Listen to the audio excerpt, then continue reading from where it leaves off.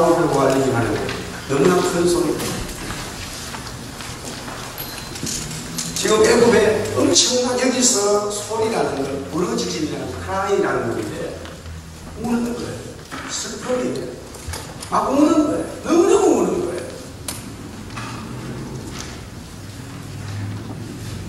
한국의 세월호 때문에 사람들이 많이 죽었어요. 그 중에 몇백 명은 아이들이에요.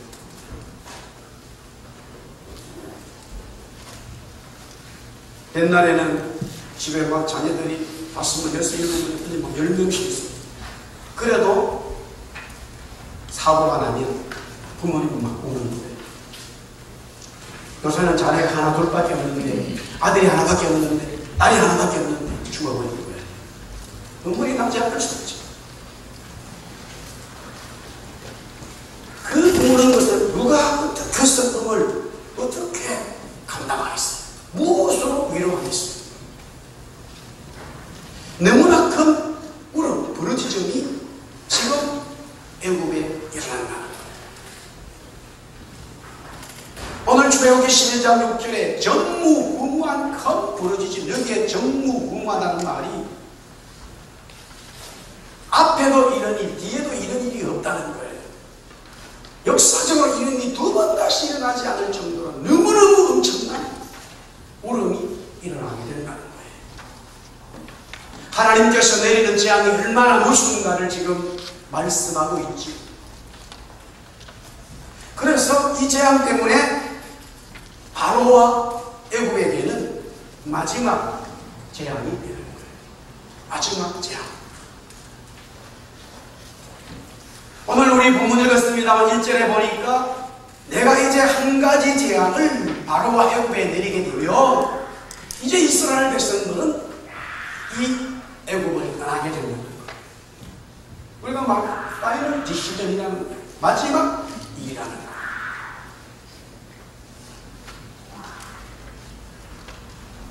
비로소 이제 바로가 이스라엘 백성들을 이 재앙 때문에 내어 보내게 된다는 거예요.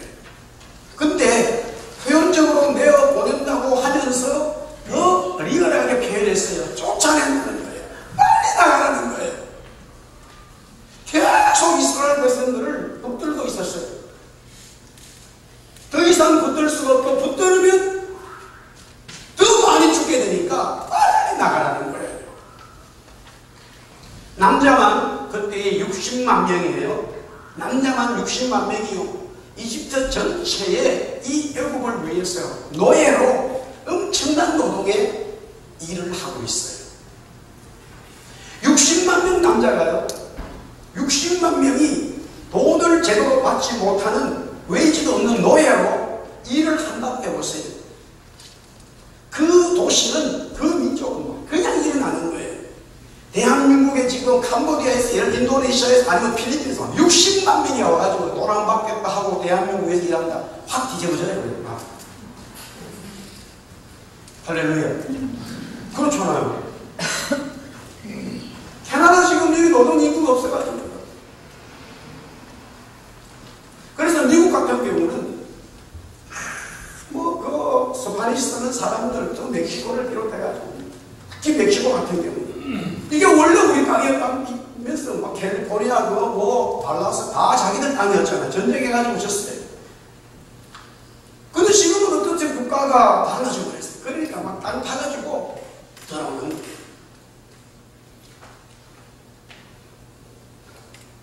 그러니까 일하는 사람들이 막노동자들이 참다 그런 사람들이 불법 체류자들이죠. 정부가 하나도 내보내지를 못해요. 미국 경제가 위협을 당하는 거예요. 그래도 그 사람들에게 제가 알기로는 1달러 하루 1시간에 $5 준다는 4달러, $5 준다는 거예요. 법적 근거가 없기 때문에. 그래도 막 그 사람들은 막 일하려고 야당해요. 그런 사람들이 공장마다 가게마다 너무나 차고 넘쳐요.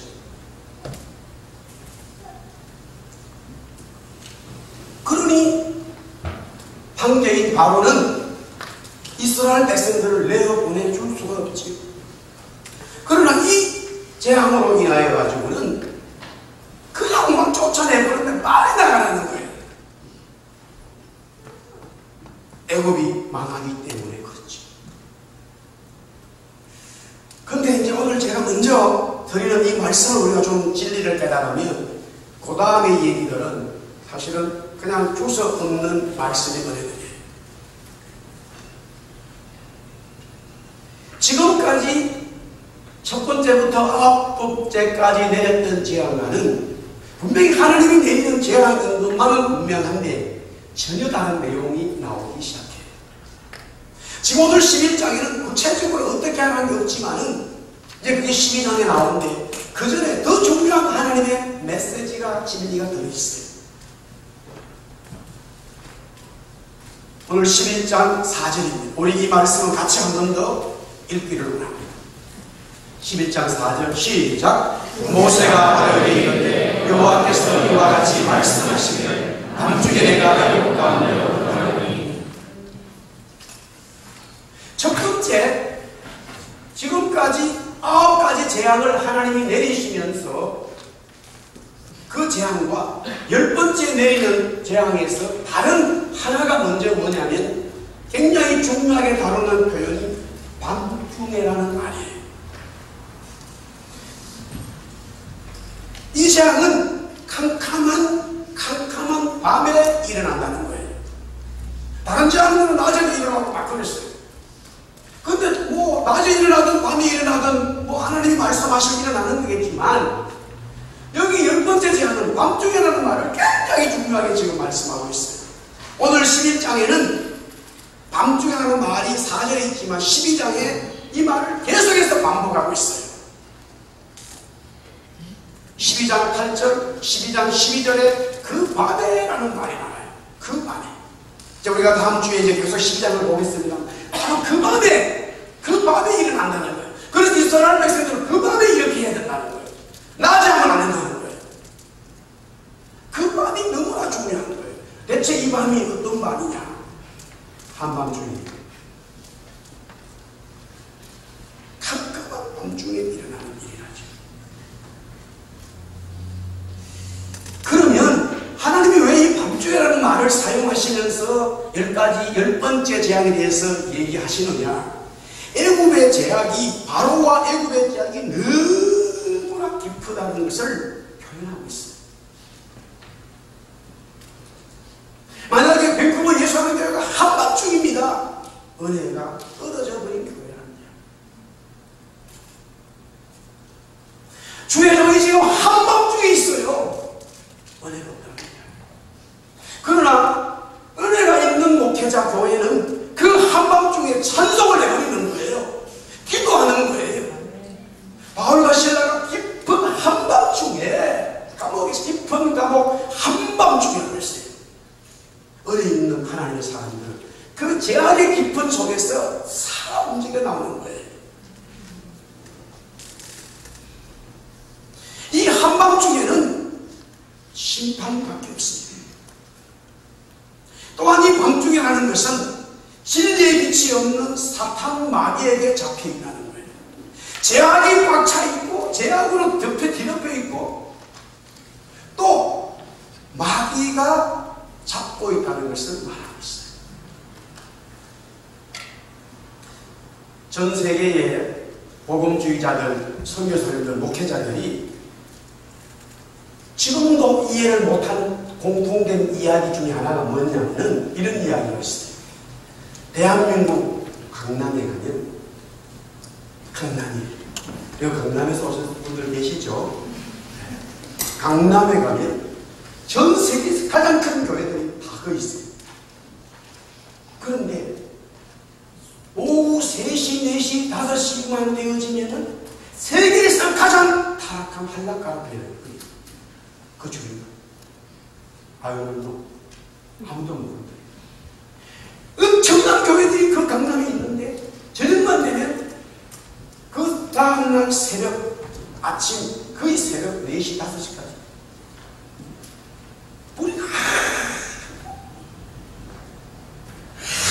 깊은 한밤중에 제약의 모든 것들이 거기 있습니다.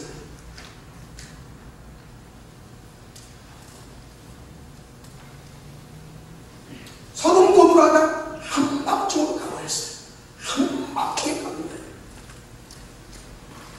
한밤중에 가면은 하늘과 뭐가 보이지 않기 때문에 아무것도 안 보여요. 이게 하나님의 말씀인지 마귀만인지도 몰라. 진리인지 뭔지도 모르는 거예요. 그러니 소돔 고모라에서 하나님 말씀에 대해서 농담으로 여기는 한밤중에 사건이 나오는 거예요. 그리고 거기에 하나님의 천사들이 남성의 모습으로 롯의 집에 와 있었는데, 롯의 집에 와 있었는데 그 동네 사람들이 남자들이에요. 남자들이 이 롯 집에 와가지고, 우리말 성경에는 우리가 저 사람들과 복수해요. 저 사람들과 상관하리라. We'll have sex with them이라고 말하잖아요. 섹스 하겠다는 거예요. 동성연애 하겠다는 거예요. 그러니까 롯이 그러지 마세요.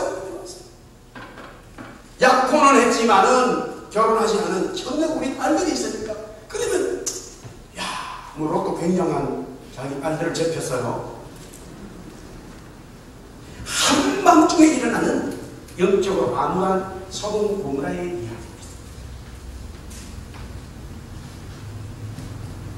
마귀는 한밤중에 우는 사자처럼 삼킬자를 찾고 있어요. 그래서 성경에는 우리 한번 따라합시다. 깨어있어라. 깨어있어라. 깨어있어라는 말이 어디에 적용돼요? 낮에 깨어있는 말 아니에요. 낮에 다 깨어있지. 성경은 계속 깨어있어라. 마지막 때 이 얘기 보면 계속 깨어있어라는 거예요. 그 말은 뭐예요? 밤에 대한 이야기라는 거예요. 밤에 대한 이야기. 요사이는 살아가는 라이프 스타일이 좀 달라가지고 밤에는 깨어있고 낮에 주무시는 분들이 많더라고요. 컴퓨터 하고 깨어있어. 낮에는 주무시는. 제가 한때 여기 처음에 초창기 때 저희 집에 마약 환자 중독자 우리 참 이민자인데 청년인데 한 달 있었어요. 그 친구 특징을 딱 했어요. 뭐냐? 낮에는 자요. 밤에는 깨어있어요. 완전히 거꾸로예요. 밤에 잠을 안 자요. 밤에 그러면 깨어있어가지고 뭐 하느냐? 어떻게 하면 마약을 할 수 있을까? 이 생각만 해요. 제가 한 달 동안 같이 우리 집에서 생활했는데 낮에는 낮에 깨어있고 밤에 자야 되잖아요. 감당할 수가 없죠. 그래서 마약 하고 싶으면은 좀 참아보라고 담배를 줬어요. 그래서 제가 담배를 되게 많이 다녔어요. 그래가지고 이렇게 말해요. 목사님, 한 영혼을 불쌍히 여기셔야죠. 말은 너무 잘해요. 한 영혼이 총하는데 은총을 베풀어야 되죠. 성경도 막 해요. 이게 지성신이 아니에요. 그럼 내가 담배를 하나 꺼내가지고 내가 이렇게 묵능하고 이렇게 갖다 대고 이걸 피고 정신 차려야겠구만. 오죽했으면 제가 담배를 가져가야겠어요. 남들이 보면 제가 담배 피우는 줄 아는 거 아니죠. 한밤중이에요. 주님께서 밤에 깨어있으라는 말은 영적으로 우리의 모든 삶의 낮에 깨어서 말씀에 충만한 은혜가 있으면 아무리 한밤중이라도 우리는 영적으로 깨어있는 것이 된다는 거예요. 그러나 여기에 한밤중이라는 것은 완전히 제약으로 가득 차 있는 모습을 발생합니다. 아무리 한밤중이라도 하나님의 은총과 사랑이 여전히 있고 하나님의 말씀을 듣고 순종한다면 그 밤중이 심판이 아니라 구원의 은총으로 임하는 거죠. 할렐루야. 구원의 은총이 임하는 거죠. 그렇지만 바로와 애굽은 더 한밤중에 빠지고 맙니다. 이것은 심판밖에 없어요. 심판밖에 없어요. 그 다음에 이 10번째 재앙의 특이한 것이 한밤중이라는 것이 거기에 대한 강조를 하시면서 이제 12장에 계속 보면 그 한밤중에 하나님의 심판이 임하지만 이스라엘 백성은 그 한밤중에 잠을 자면 안 돼요. 그때 밥을 먹어야 돼. 그 밤에 이제 껴 있어야 되는 거예요. 특별한 하나님의 조치, 처방전이 나오는데, 그러면서 두 번째 또 중요하게 다루는 진리가 뭐냐면 하나님이 들어가신다는 거예요. 두 번째는 하나님께서 직접 애국 가운데로 들어가시게 하는, 지금까지는 말씀을 했어요. 모세야 팔이 있도록 왼손이라 팔이, 모세야 모세야 흥함, 그냥 모세, 하나님이 말씀한 대로 모세는 가서 얘기하면 되는 거예요. 물론 지금도 하나님께서 모세에게 말씀하시는데 중요한 것은 그 말씀과 함께 자기가 하나님 자신이 직접 애국 가운데로 들어가 버린다는 거예요. 애국 가운데.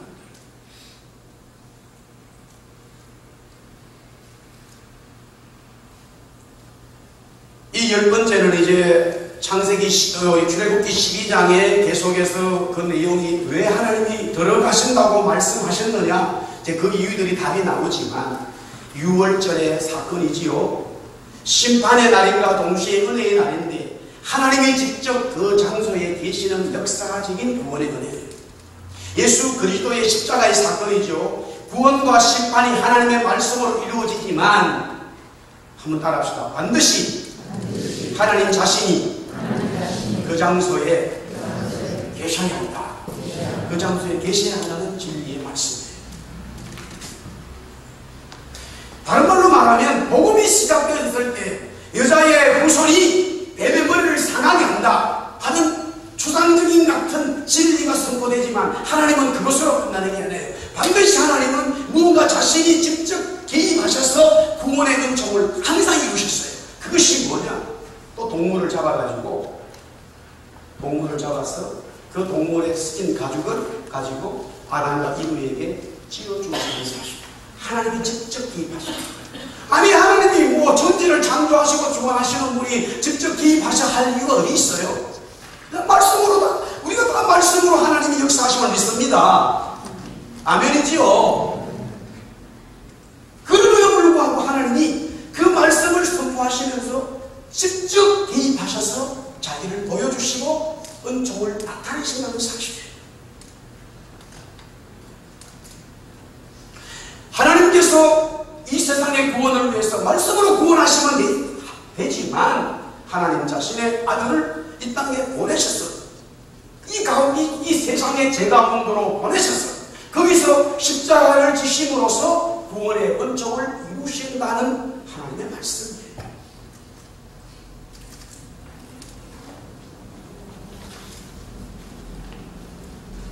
하나님의 교회는 하나님이 주인이신데, 보세요. 전반적으로 요새 한국교회가 이제 세상에 짓밟히고 있어요. 그 원인이 뭘까? 계속 세상 법정에서 교회 이야기가 지금 나오고 있어요. 저와 여러분들이 하나님이 주신 말씀을 받고, 그 말씀을 입으로 마음으로 선포하는 것은 대단히 중요해요. 바울이 말하기를 너 하나님의 믿음의 말씀이 너의 입과 마음에 있다는 거예요. 우리의 입술과 마음에 있다는 거예요. 그래서 말씀을 내가 선포할 때에, 말씀을 믿고 선포할 때, 또 입으로 선포할 때에 그 역사가 나타나는 거예요. 그것을 굉장히 중요하게 다루기 때문에 하나님도 이 세상을 창조하실 때에 말씀으로 창조하셨어요. 그러나 아담을 만드실 때는 직접 하나님이 개입하셨어요. 아담이라는 뜻이 사람인데 사실은 그리스도를 예표로 만드는 거예요. 하나님이 그냥 저 사람 되고 끝나는 거예요. 그러나 사람을 만드실 때 하나님이 직접 개입하셔서 흙을 가지고 흙으로 남자를 만드시고, 또 자고 있는 남자에서 갈비뼈를 취해가지고 개입하셔서 여자를 만들었어요. 아담은 그리스도를 예표하는 것이고 여자는 교회를 예표하는 거예요. 하나님이 그냥 말씀으로 교회에 있으면 교회가 또 생기면 되잖아요. 아니에요. 거기에 교회가 정말로 생겨서 하나님의 역사를 이루어가려면 주님이 직접 교회에 나와서 개입하셔서 계시는 거예요.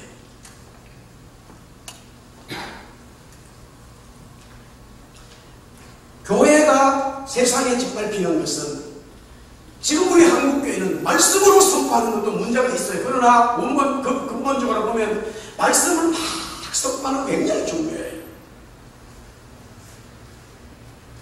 우리 한번 따라서 하나님의 말씀을 선포하자. 네, 여러분들 가정에서, 기업에서, 삶에서 외쳐보세요. 이 말씀이 놀랍게 살아있다니까요. 아멘입니까? 예. 병들자를 보고요.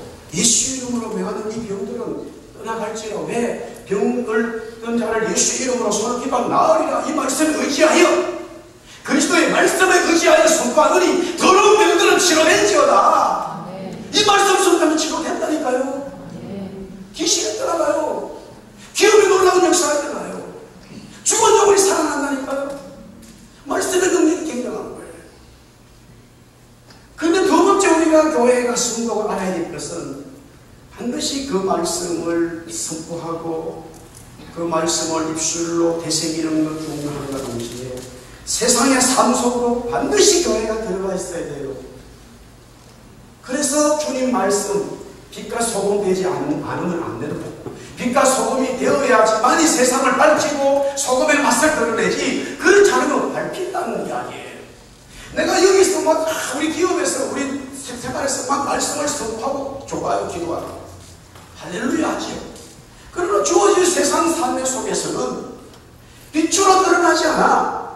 그 속에 들어가서 한밤중이 나도 한밤중이 되어버리는 거예요. 한밤중에 있는 세상의 법을 하나님이 다니셔서 밝히시는 거예요.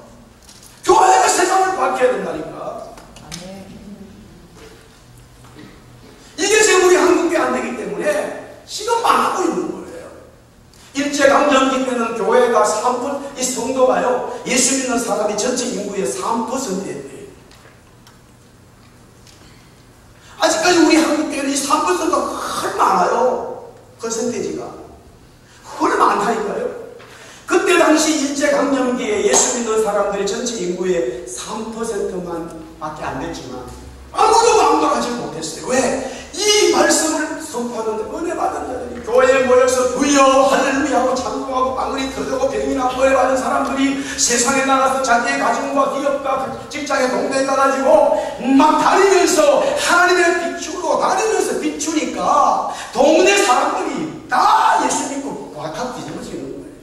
안 믿는 사람들은 불법을 해갈 수가 없어요. 믿는 사람들. 그 캄캄한 한밤중에 하나님이 다니시는 거예요. 캄캄한 한밤중에 믿는 하나님의 사람들이 다니면서 빛을 떨어내는 거예요. 이 진리가 한 번도 바뀌지 않았다니까요.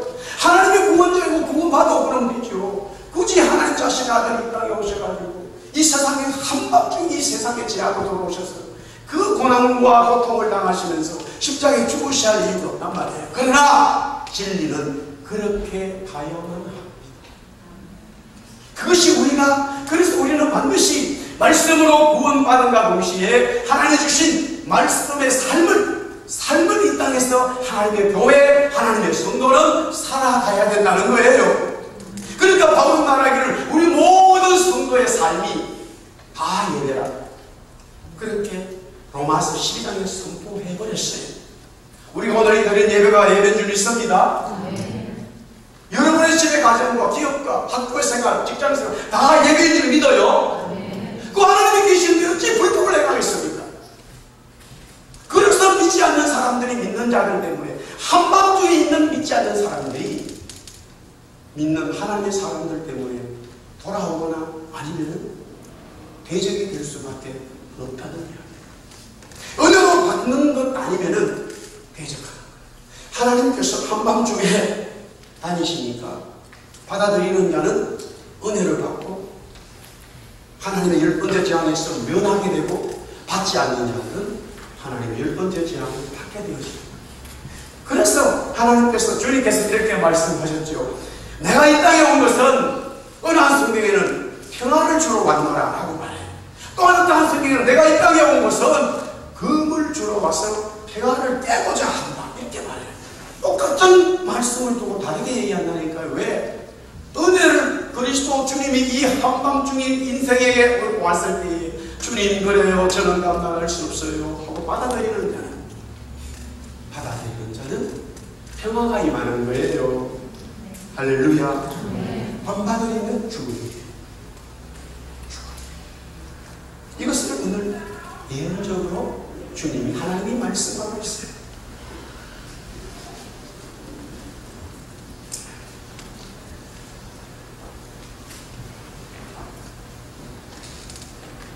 저는 우리 교회를 14년 지나고 또 한 주간 지나고 또 어떤 일들이 교회에 있을 때마다 미리 기도하고 주님이 도와주셔야죠. 주님이 중요하죠. 또 우리가 14주년 예배도 중요하고 또 우리 직분자들 세우는 것도 한 달 전에 공식적으로 교회에 공포를 했지만 이미 장로님하고 당에서는 미리 얘기가 되고 저는 그저부터 또 죽던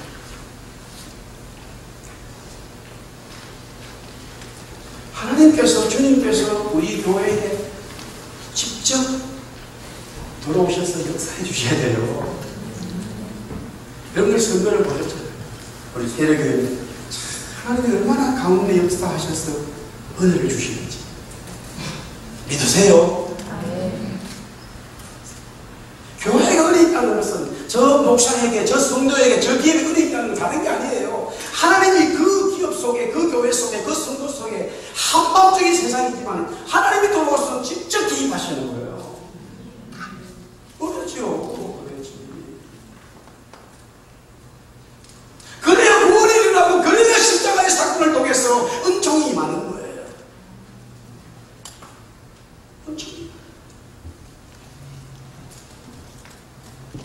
자, 이런 하나님의 메시지, 한밤중에 하나님 자신이 직접 거기에 들어가시겠다고 하는 이 10번째 재앙의 중요한 진리를 하나님이 딱 두 군데 못을 박아놓고 그게 이제 세부적인 내용들이 나오게 되어집니다. 오늘 이 11장에는 저는 바로와 애국 사람들은 악인이라고 명명하고 싶어요. 한밤중에 있기 때문에 10편 1편에 있는 대로 하나님 말씀을 따르지 않는 자들이기 때문에 악인들이죠. 그들은 이 10번째 재앙에 대해서 어떻게 받아들여지고 어떤 일을 경험하게 되느냐. 세 가지의 내용이 나옵니다. 물론 제가 주보에는 4가지로 나와 있지만 그 4번째는 하나의 원제공이기 때문에 그래요. 제가 설명해 드릴게요. 자, 먼저 출애굽기 오늘 본문 11장 1절에 이 바로와 이집트 사람들은 하나님의 백성 이스라엘을 쫓아보내는 거예요. 보세요. 악인들에게 이런 일이 일어나면요 오히려 받아들여서 쫓아내면 안 돼요. 오히려 하나님이 나에게 은혜 주실 때에 은혜 받는 사람을 붙잡아야 돼요. 은혜 주시는 사람을 내가 쫓아내버린다니까요. 저는 뭐 하여튼 이렇게 쭉 목회자로 살아가면서 이 내용을 너무나 많이 봐요. 지금 사도행전 2장에 엄청나게 은혜가 임하는데 아나니아 삽비라는 은혜를 쫓아내버렸다니까요. 왜 그런지 아세요? 자기의 권력과 자기의 위치를 생각하기 때문에 더 크게 망한다는 사실을 몰라요. 정말 우리가 쫓아내야 될 것들은 마귀를 쫓아내야 되고 우리가 쫓아내지 말아야 될 것들은 하나님의 말씀과 하나님의 사람들을 대접해야 되는 거예요. 그러나 바로와 이집트는 하나님의 백성들을 쫓아내고 있죠. 왜 그렇습니까? 정신을 차리지 못한 죽은 영은 한밤중에 있기 때문에. 로마가 망한 것을 보면요 뭐 1000년 동안 그 엄청난 역사가 진행됩니다. 로마 자체, 이태리 로마에서 매일 저녁에 한밤중 일어나는 그 잔치는요 지금 오늘날 무슨 뭐 잔치보다 더 큰 한밤중의 잔치예요. 매일매일 집집마다 잔치가 있어요. 황제가 오늘은 이 집, 오늘은 저 집. 그러면 거기에 원이 걸려준 사람들이 다 오늘은 저 집 이렇게 모이는 거예요. 그래서 호스팅하는 황제를 초청해서 황제 가겠다고 하는지 아니면 자기를 초청했을 때 그 당사자들은 막 종들이 수백 명 되거든요. 집집마다. 그 사람들이 막 이 뱅키스 한 며칠 정도 줍니다. 그래서 물란스에서 또 스페인에서 또 뭐 에베소에서 막 별샷 없이 가가지고 오고요. 저녁에 혼자 앉아가지고 음식을 나누는데 뭐 이렇게 컵을 종이 노예가 가져가다가 조금 그랬으면 상대가 기분 나쁘면 이렇게 하면 바로 그냥 그 당사자를 문 열면은 장어가 변장 그 바닷물을 받아가지고 수백 마리 변장 그다 집어넣는 죽이는 거야. 사람 죽이는 거 하나도 안 돼. 그게 재앙인 줄 몰라요. 보세요. 그 원형 경기장에서 사람 죽이는 걸 보고 여기 있다니까요. 그럼 다 죽이는 거예요. 동물도 아니라니까요. 사람이 막 서로 죽이는 걸 거기서 그냥 다 경기장 원형에 보고 그게 사람들이에요. 그게 지금 이 올림픽 경기 지금 이 경기가 그냥 원형이 된 거예요. 그래가지고 황제가 전부 다 이제 백작들, 공작들, 막 걸레가들이 전부 다 황제 눈치를 보자는 거래가지고 이러면 다 죽이잖아요. 그 전투사들 보자면 영화가 많잖아요. 한밤중에 있으면요 무엇을 정말로 가져야 되고 버려야 되는지 모르는 거예요. 그러나 적어도 은혜 받은 사람들은 인생을 살아가면서요 하루하루 인생의 삶을 살아가면서 무엇을 가지고 있어야 되고 무엇을 쫓아내야 되는지 빨리 알아야 돼. 정말 할렐루야. 우리 교회가 그거 제대로 알아야 돼요. 제대로. 무엇을 우리가 홀딩하고 있어야 되고 무엇을 보내야 하는지 말씀의 원칙을 잘 봐야 돼. 이들은 하나님의 백성들을 쫓아내죠. 그렇게 자기들이 이스라엘 백성들을 잊기를 원한다 이런 이 재앙으로 인해서 쫓아내버려요. 그 다음에 출애굽기 11장 5절에 보면 이 악인들에게는 장자의 죽음이 이게 이제 하나님 말씀이에요. 근데 오늘 여기 5절 말씀에 보면 애굽 땅에 있는 왕위에 앉아있는 바로의 장자로부터 그러니까 바로 이 황제의 아들부터도 다 죽는다는 거예요. 장자는. 근데 그 다음 표현이 보세요. 맷돌 뒤에 있는 몸종의 장자도 죽는다. 그건 뭐냐면은 그 이집트의 제일 밑바닥에 사는 사람 하청 계급을 얘기하는 거예요. 그러니까 제일 고위직부터 제일 밑에 할 것 없이 다 장자를 죽는다는 거예요. 그걸로 끝나는 것이 아니라 가축들도 다 죽는 거예요. 처음 난 것은 다 죽는다. 만약에 이제 그게 우리 집에 적용되면 저는 살고 우리 아들은 죽어요. 할렐루야. 이거 하면 안 되잖아요. 저는 막내니까 장자가 아니에요. 우리 아들은 장자가 될 수가 없어요. 이런 막 일이 벌어지는 거예요. 제가 만약에 장자를 하면 죽지. 우리 큰형이 죽는 거예요. 우리 큰형이 죽고 우리 큰형이 죽고 장남이 죽고 우리 둘째는 살지만 둘째는 첫째는 죽어요. 이게 막 전 애국이 있는 거예요.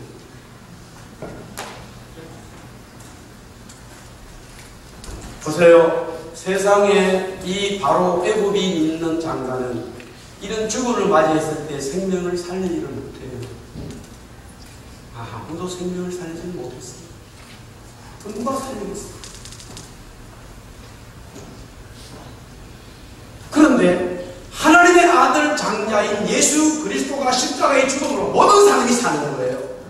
바로가 믿는 이집트가 믿는 장자의 죽음은 아무도 살리지를 못하지만 하나님의 아들 장자의 죽음은 모든 사람이 사는 거예요.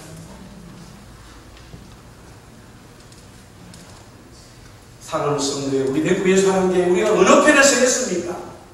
바로가 붙들고 있는 그 인간 장자의 거기에 서겠어요? 아니면 하나님이 붙들고 있는 예수님의 장자 편에 서겠냐고? 어느 것이 생명이겠냐고? 교회가 가야 할 길은 많은 거예요. 우리 젊은이들 계속 제가 말씀을 전하고 여러분들도 막 우리 참 너무나 감사해요. 금요일로 나와가지고 기도받고 할렐루야 너무 감사합니다. 한번 따라합시다. 하나님 편에 서자. 하나님 편에 서십시오. 지금 좀 뭐가 좀 잘 안 되더라도 그리스도 예수님이 하나님이 보내신 장자의 예수님 편에 서면 여러분이 다 살아요. 그러나 세상이 보는 장자 유비신이 최고야. 그것은 나는 망합니다. 세상에서 나는 최고의 세상은 나 망해요. 그 장자는 나 망하게 돼 있어요. 하나님이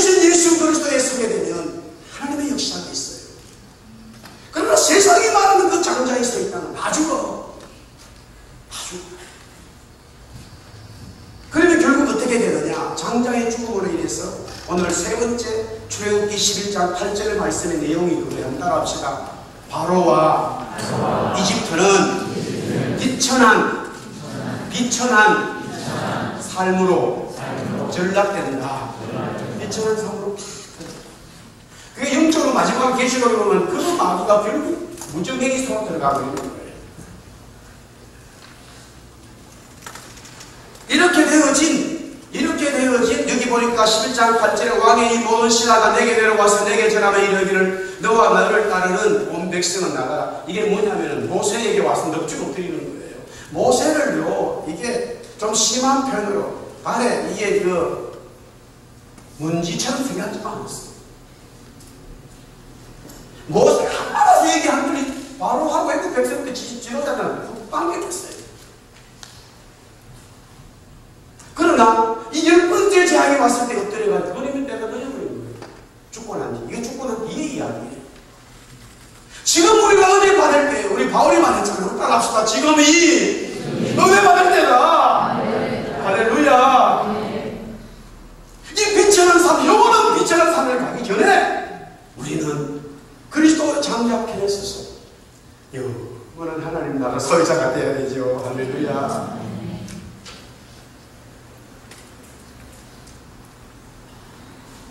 그러면 이스라엘 백성의 의인은 뭡니까? 하나님의 말씀을 따르고 묵상하는 의인들이지요. 이스라엘 백성들을 말합니다. 그러나 조금 더 정확하게 보면 복을 받은 자들인데 혈통적인 희의 입만 말하는 이스라엘 아니에요. 이미 모든 민족이 첫 번째, 두 번째, 세 번째 계속 재앙이 진행되면서요. 숫자적으로는 많지 않았을지 모르겠지만 이거 아니야. 우리가 섬겼던 신이 가짜네. 이스라엘 백성 히브리 사람들이 숨기는 하나님, 모세가 말한 하나님이 진짜야 하는 거기로 가기로 작정했어. 그런 자들 이미 우리가 중간중간에 나와 있다는 걸 보고 실제 출애굽할 때 많은 다른 민족이 따라오게 되었습니다. 그걸 통틀어서 하나님의 민족 이스라엘이라고 부르지. 그러나 필리상 계속 성경은 이스라엘 민족이라고 계속 얘기하고 있는 것 뿐입니다. 의인에게는 어떤 은혜가 임합니까? 똑같은 하나님께서 한밤중에 직접 나타나셔서 기입하신 그 사건 속에 이스라엘 백성들, 하나님을 따르는, 말씀을 따르는 자들에게는 어떤 은혜가 임하느냐? 오늘 출애굽기 11장 2절과 3절에 보니까 첫 번째로 많은 보화를 얻는다. 우리 하나님 말씀 보세요. 은금 폐물을 놓고 다 가져오는 거예요. 애굽 사람들이 다 죽는 거예요. 신통방통한 데 죽었어요. 자기가 죽을지도 모르고.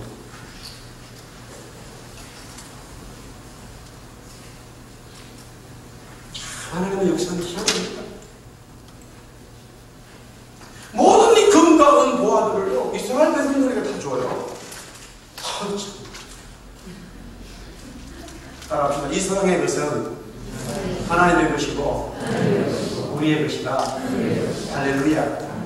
걱정하지 마세요. 그렇기 때문에 하나님의 것이 내 것인데 신앙이 믿음이 없는 거예요. 마지막 때 보세요. 다음에 두 번째는 11장 3절 위대함이 입증되어져요. 3절 마지막에 보면은 모세는 애굽 땅에 있는 바로의 신하와 백성군에 아주 위대하게 보이게 된다. 모세가 애굽의 위대한 존재로 부각이 된다는 거죠. 그때서야 비로소 모세를 알아보지요. 하나님의 마지막 때에 세상은 예수님을 알아보지만 그때는 늦어버렸어요. 지금도 우리가 예수님을 제대로 알아봐줘야 돼요.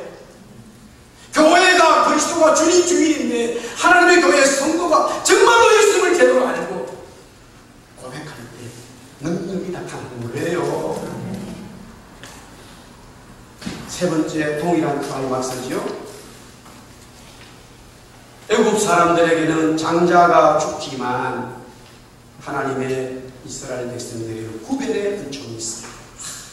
너무나 하나님은 정확하시고 재미있고 또 좀 어떨 때는 너무 리얼해서요. 성경 읽기가 민망할 정도예요.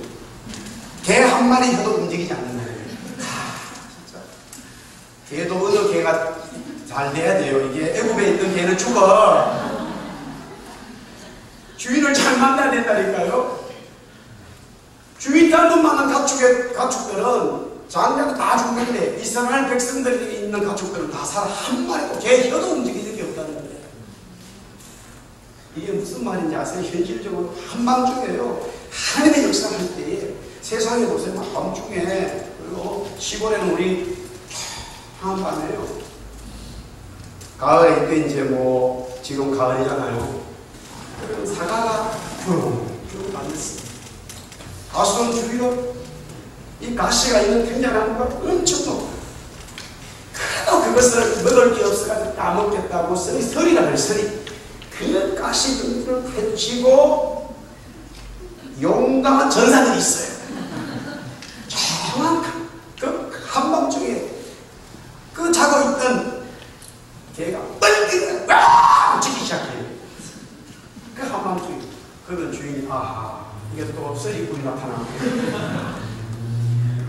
제가 아는 우리 장모님은 그때 시대에 후가시를 가지고 그 서리꾼들 앉아가 그리고 막 개가 짖어도 가만히 그러면은 그 사과 훔쳐 왔던 사람이 개가 짖어 빨리 가서 큰일 주인공이야. 그래가지고 막 대충 자루에다가 그게 밤이니까 안 보이니까 익은 건지 안 익은 건지 몰라. 사과도 종류 잘 몰라. 이게 다 다르거든. 종류 아무데나 가가지고 도망가는데 정문으로 가면 주인한테 들킬까봐 다시 막근도로 나가야 되는데 그 가시가 이만하게 막 땡겨나고 있잖아.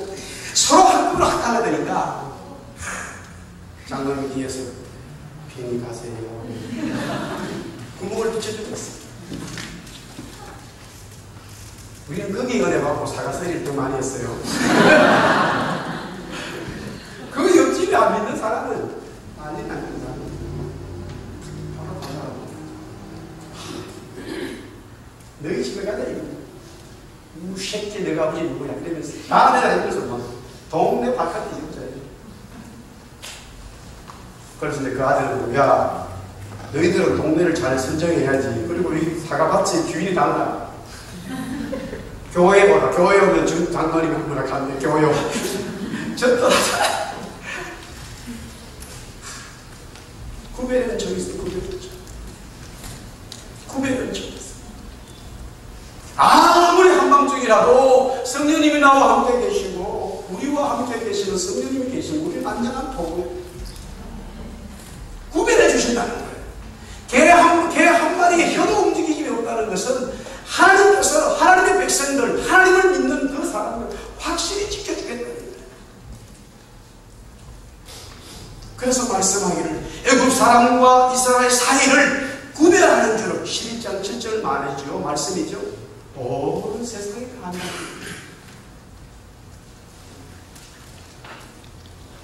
사랑하는 성도 여러분, 우리 교회가 이제 15주년을 향해서 달려갑니다. 무엇을 잡아야 되고 무엇을 보내야 하는지 우리는 꼭 알아야 되고 그럴 때에 하나님의 교회가 이 이민 땅 밴쿠버 지역에서 정말로 구별되어지는 주님의 은총이 있어야 되지요. 하나님이 이렇게 도와주셨다. 하나님이 우리와 함께한다. 하나님이 우리 교회에 역사하셨다. 갑자기 여기서 그렇게 됩니까? 구별되어진 하나님의 역사가 이런 것입니다. 한밤중이었지만 너무나 경제도 좋지 않고 경기도 좋지 않은 한밤중이지만 하나님이 우리 교회, 우리 가정에, 우리 교회는 이렇게 역사하셨다. 구별되는 은혜가 있어야지요. 할렐루야. 그 은혜가 우리 교회에 있습니다. 그 은총이 있어요. 우리 한번 역사를 역사합시다. 주님 우리와 함께 하시는 가운데 삼으십시오.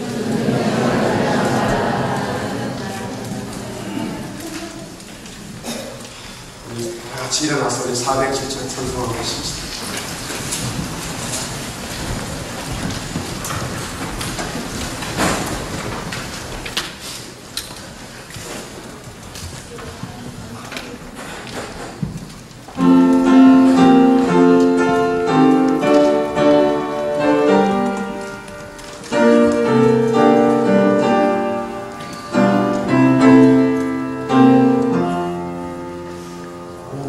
주와 함께